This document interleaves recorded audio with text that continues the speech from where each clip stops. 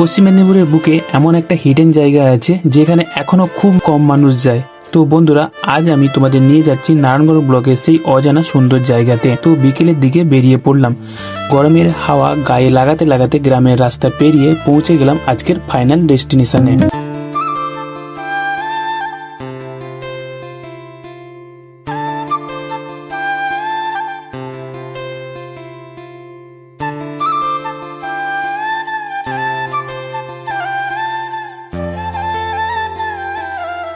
এখানে রয়েছে শিব ও চণ্ডীর এক অনন্য মন্দির, যেখানে ভগবান পরিচিত কলোরা জিউ নামে।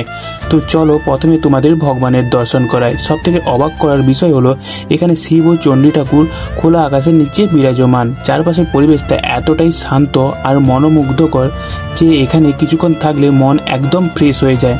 তো এখানে যে কোনো দিন পুজো দেওয়া যায়, তবে আগে থেকে মন্দিরে সেবায়েতকে জানাতে হয়। প্রত্যেক বছর কার্তিক মাসে এখানে বড় মহোৎসব হয়, আর 25 ডিসেম্বরের সময় খুব জাঁকজমকপূর্ণভাবে পুজো ও মেলার আয়োজন করা যায়।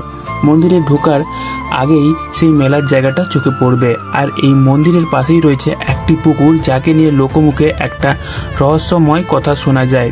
অনেকবার চেষ্টা করেও নাকি এই পুকুরের জল পুরোপুরি তোলা যায়নি।